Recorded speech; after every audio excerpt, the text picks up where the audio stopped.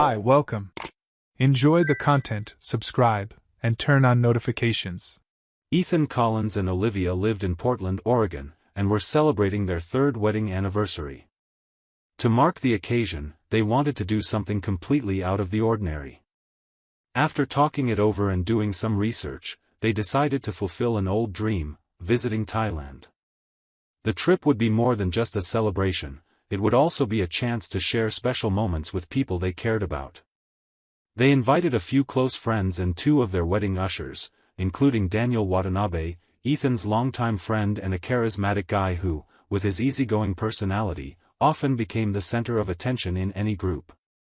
Daniel was the son of a Japanese family that had immigrated to the United States decades earlier, and he always took pride in his roots while maintaining an open, sociable nature that helped him connect with anyone. The excitement started during the planning phase. Olivia enthusiastically handled every detail of the itinerary, researching tours, restaurants, and hidden beaches that promised to be unforgettable. Ethan, on the other hand, took care of bookings and logistics, making sure everyone could enjoy themselves to the fullest. When they finally boarded the plane, expectations were high. The group already knew each other well, which made the atmosphere relaxed and easy. On the flight, laughter and jokes filled the time as they talked about the first photos they'd post as soon as they landed. Bangkok was their first stop, a vibrant mix of golden temples and bustling streets filled with scents and colors. The group made the most of every moment, visiting floating markets, trying local dishes like pad thai and curry, and being touched by the warmth of the locals. Olivia seemed enchanted by the culture, always with her camera in hand, capturing everything from small architectural details to the smiles of people on the street. Ethan watched, satisfied, feeling that this trip might turn out to be one of the highlights of their lives. After a few days in the capital, they headed to the islands, where the scenery changed completely. White sand, crystal clear water, and colorful boats created a postcard-perfect landscape.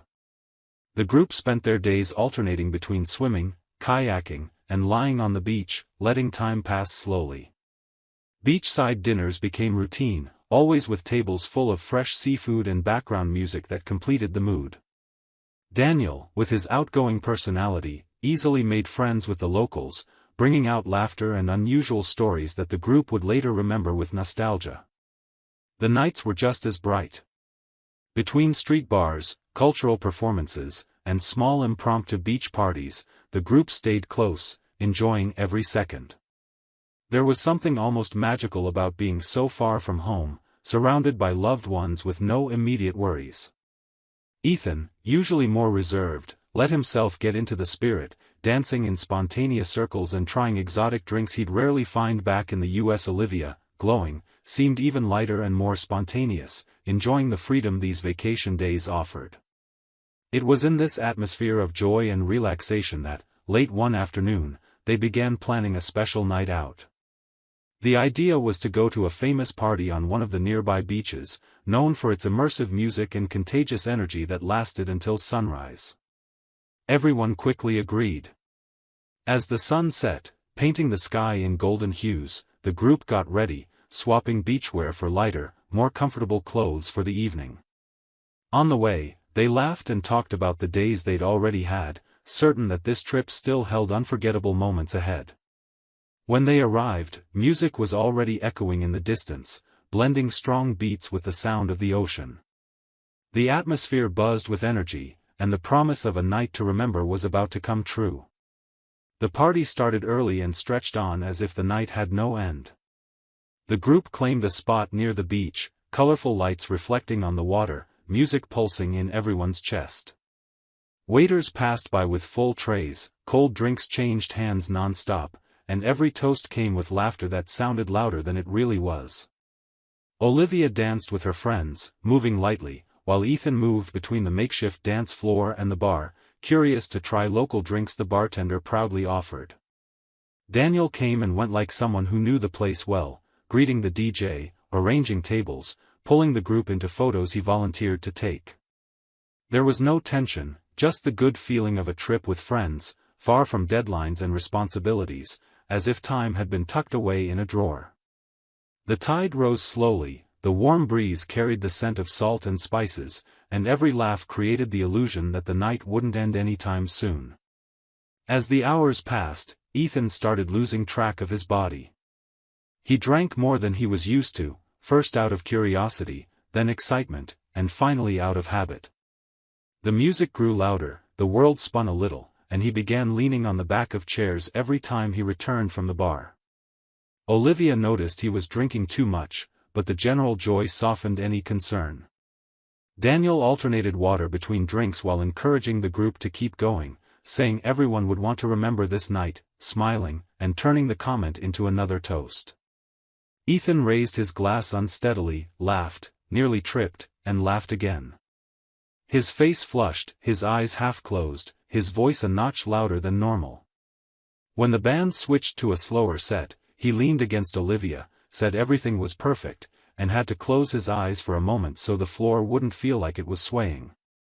The time to go back came not by choice, but out of necessity. Ethan was already slurring his words, his body begging for bed, and the short walk to the hotel felt long enough for him to swear he'd never mix so many flavors in one drink again. As soon as he reached the bed, he kicked his shoes off wherever they landed and collapsed without measuring the space, sinking into the mattress. Olivia quickly removed her makeup, left a water bottle on the nightstand, checked her phone, turned off the main light, and opened the curtain just enough to let streetlight in like an accidental lamp. Ethan breathed heavily, a short snore alternating with long silences, the kind of breathing that comes after crossing a limit. At some point in the early morning, Ethan opened his eyes halfway, took a second to remember where he was, and tried to shift positions. As he turned his head, he noticed the space beside him was empty and the sheet was cold. His head throbbed, his mouth was dry, and his thoughts were just a blur. Olivia must be in the bathroom or on the balcony, something like that. The next day, Ethan woke up slowly, first feeling the weight in his head, then the bitter taste in his mouth. He sat up carefully, drank the water Olivia had left, and stared at the ceiling for a few seconds, trying to piece together broken memories from the night before. Olivia sat at the foot of the bed, already in light clothes for breakfast, scrolling through her phone. He asked in a hoarse voice what time it was, how many drinks he'd had, and laughed at himself awkwardly. Then, as if just noticing a detail, he asked where she had been in the middle of the night because he remembered waking up and not seeing her next to him. Olivia answered without hesitation that she'd gone downstairs to grab something to eat, late-night hunger, she said lightly, a sandwich in the lobby, and added that the line was long, so it took longer than expected. She said she brought extra water and left it in the mini-fridge in case he needed it when he woke up. The explanation fit neatly into the puzzle, and Ethan nodded with the calmness of someone still trying to organize their thoughts. As they got ready to leave, the mood was light conversation and small jokes about the hangover. Ethan asked if he'd made a fool of himself, and Olivia said he just danced offbeat and promised he'd alternate water and drinks that night, lesson learned. He smiled, grateful not to carry any embarrassing stories beyond his own exhaustion. In the elevator, they talked about the hotel breakfast, the tour they had scheduled for mid-morning, and how the beach looked even more beautiful from above. As they crossed the lobby, Ethan felt his stomach growl, and hunger became the main topic. The conversation stayed easy, without interruptions, and there was nothing out of the ordinary beyond the day's plans. The faint memory of the empty bed in the middle of the night faded away like short dreams that vanish at first contact with routine. Outside, the sun announced another vacation day, and for Ethan, that was all that mattered at that moment, staying with the group, enjoying Thailand, and turning the hangover into another funny story to tell later. Back in Portland, about a month after the trip, Olivia noticed changes in her body, morning nausea, fatigue, and a delay she didn't usually have. She bought a home pregnancy test and, alone in the bathroom, confirmed her suspicion. When she showed it to Ethan, she got a tight hug and emotional words. They had always talked about having kids, and now it was becoming real. They called their parents and sent messages to a few close friends. The responses came full of warmth, and it felt like everyone was sharing the same dream. The following days were filled with planning. They decided the smaller room in the house would be the baby's. Ethan took charge of the practical side, measuring walls, assembling furniture, installing shelves. Olivia handled choosing colors, fabrics, baby clothes, and small details. They bought clothes in different sizes, sorted them by age, and stored them in labeled drawers. The crib, dresser, and nursing chair arrived on schedule, and each delivery increased their anticipation. In the closet, one shelf was set aside for toys, another for hygiene products. Family and friends got involved too. Olivia's mom knitted baby blankets, her sister bought the stroller, and Daniel Watanabe, the couple's best man, gave a set of printed onesies that made everyone laugh. This support network helped reduce insecurities and turned anxiety into planning.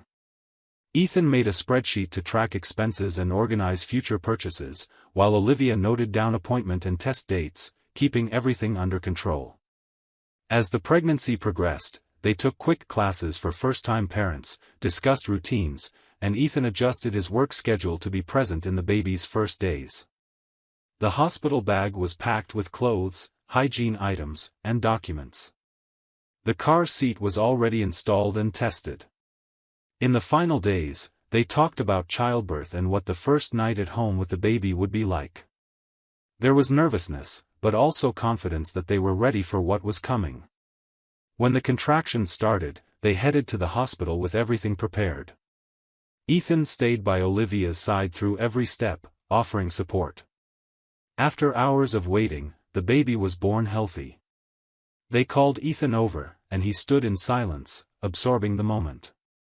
Throughout the pregnancy, he had imagined this instant, and now he saw before him the son he believed was his. As soon as the baby was placed in Olivia's arms, Ethan approached with his heart racing. For a moment, everything seemed perfect, until he looked closer and noticed something unexpected. The baby's delicate features didn't resemble those of a typical American newborn, showing clearly Asian traits. Lighter skin, slightly slanted eyes, and the overall expression reminded him directly of someone he knew well. For a few seconds, he tried to push the thought away, but Daniel Watanabe's face appeared clearly in his mind. The resemblance was too strong to ignore. The shock was silent. Ethan didn't say anything in the room, but unease grew as he watched the nurses move around. When they were alone, emotion gave way to an uncomfortable tension he couldn't hide. He sat beside the bed, looked at Olivia, and asked directly if she had noticed anything different too. She tried to change the subject, saying she was tired and wanted to enjoy the moment, but Ethan insisted. He said he wanted a DNA test as soon as possible, just to be sure. Her response wasn't supportive, it was nervous. Olivia, visibly tense, asked him not to do that, insisting it wasn't necessary. Ethan kept his gaze steady, waiting for an explanation. Then she took a deep breath, looked down, and began to speak. She said that during the trip to Thailand, on the night of the party, when he returned to the hotel drunk and fell asleep, she went out to meet Daniel. She said it wasn't planned, but the conversation and the night's atmosphere led them to get involved. According to Olivia, it happened only once and never again. She admitted that both were affected by alcohol and didn't use protection. Ethan stayed silent for a few seconds, as if trying to rearrange what he had just heard. He asked why she hadn't told him earlier, and Olivia said she was afraid of losing the marriage, believing that if the baby was his, she'd never have to reveal what happened. Ethan stood up, walked to the window, and stood with his back turned for a moment. When he turned around, there was no more hesitation.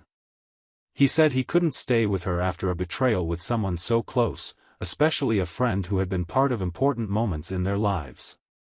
The atmosphere in the room changed completely. Olivia tried to justify herself, saying she had no feelings for Daniel, that it was an isolated mistake, but Ethan didn't accept it. He emphasized that the issue wasn't just the physical betrayal, but the broken trust and the fact that she had hidden it for so long. Without raising his voice, he said that as soon as they left the hospital, she should pack her things and leave. Olivia cried, asked to talk later, but he stood firm. He said he didn't want to argue about it for days or weeks, that the decision was final.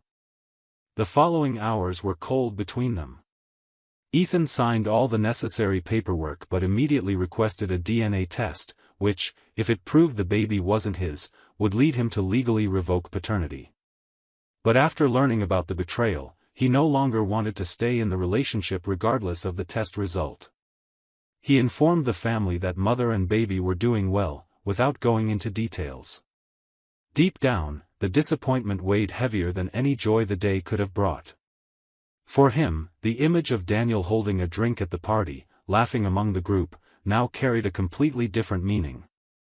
Everything he had lived over the past months, from learning about the pregnancy to preparing for the baby's arrival, now seemed built on something false.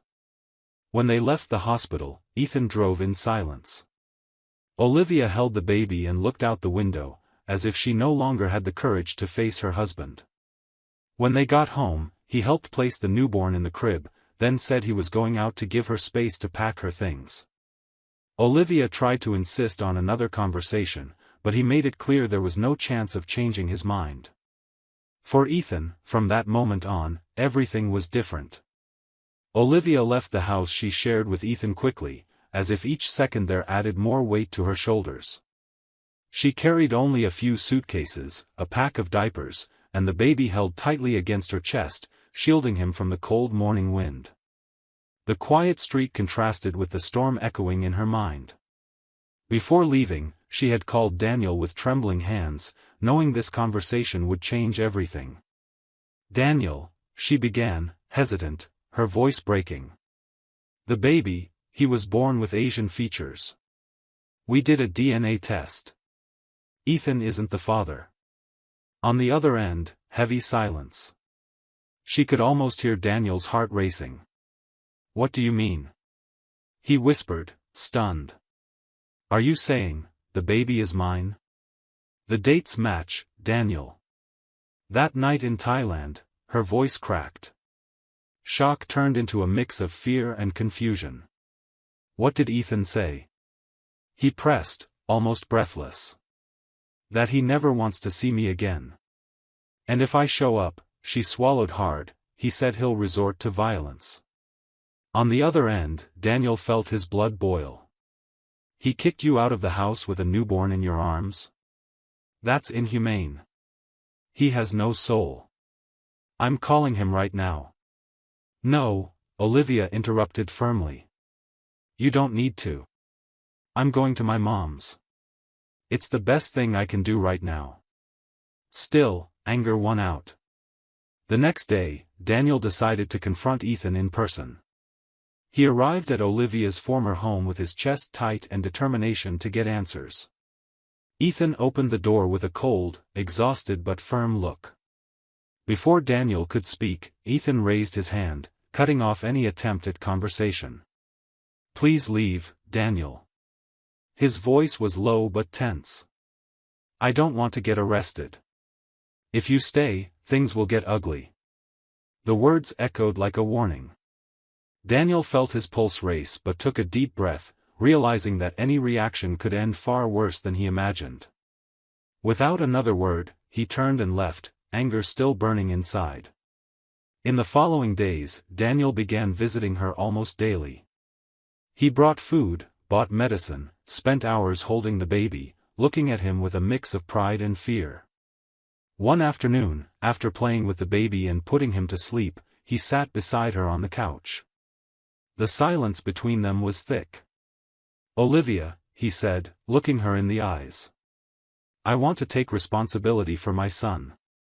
I want to be the father he deserves, and I want to try building something with you. Come live with me." She took a deep breath, feeling the weight of all her choices, but also a thread of hope. She took his hand and nodded, unable to speak. The next day, she started moving. Meanwhile, the divorce papers arrived.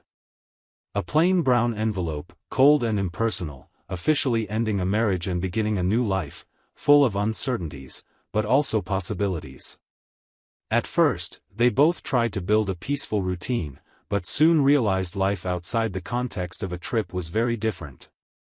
Daniel worked long hours and came home tired, while Olivia felt overwhelmed with baby care. Small disagreements about schedules, money, and even parenting styles began to pile up. Arguments became frequent. Daniel demanded more organization, Olivia complained about lack of attention. Conversations that once felt easy turned into tense debates. She realized that, despite making a final decision when she left Ethan, she hadn't found the stability she imagined with her wedding usher. Over the months, the emotional distance between them grew. Daniel started avoiding being home, and Olivia began wondering if her choice had been driven more by the need for an immediate solution than a true desire to stay together. After just over 6 months of trying to keep the relationship going, Olivia decided to leave. She returned to her mother's house, seeking family support to care for the baby. Her mother, though disappointed in her daughter's choices, offered shelter and practical help. Olivia knew regaining her family's trust would be a long process, and the mark of what had happened would follow her for a long time. Daniel, meanwhile, began feeling the weight of shame. Mutual friends pulled away, and his presence in social circles became uncomfortable. The fact that he'd gotten involved with his close friend and best man's wife sparked comments he'd rather not hear. So he decided to leave the city, accepting a job offer in another state. Before leaving, he tried to stay in touch with Olivia and the baby, but interactions were cold and full of resentment. Over time, messages became rare and eventually stopped completely. Ethan, on the other hand, focused on rebuilding his life. He threw himself into work, taking on more responsibilities and seeking new projects to keep his mind busy. Outside the office, he started therapy with a specialist in emotional trauma, trying to process the broken trust and the impact of waiting months for a child who wasn't his. The process was painful, but gradually he learned to organize his memories and separate the good moments from the pain. Family support was essential. His parents visited often, and close friends kept in regular contact, inviting him on small outings and making sure he didn't isolate himself. Some even offered practical help to reorganize the house and remove items that reminded him of the pregnancy. Ethan accepted some of this help but chose to keep certain things as a way to remind himself of what he had overcome. Months later, though emotional scars remained, Ethan could talk about it without the same pain. He recognized the experience had changed how he trusted people, but it had also strengthened his ability to respond in extreme situations. He knew the episode would always be part of his story, not as something that defined him, but as a turning point that forced him to rebuild. Olivia, meanwhile, stayed at her mother's, trying to balance baby care and her own life. Her relationship with Ethan had become distant and formal, limited to brief exchanges when something needed to be discussed. With Daniel gone and no chance of reconciliation, she faced the consequences of her choices, aware that returning to the life she once had was impossible. In the end, each went their separate way, but all carried deep marks. For Ethan, there was the bitter lesson and the certainty that, despite everything, he was capable of rising again. For Olivia, the awareness that one thoughtless moment could change the course of multiple lives. And for Daniel, the memory of a decision that cost him friendships, reputation, and the place he called home. Thank you for watching the video. If you enjoyed it, don't forget to subscribe to the channel and turn on notifications so you won't miss any updates. See you next time.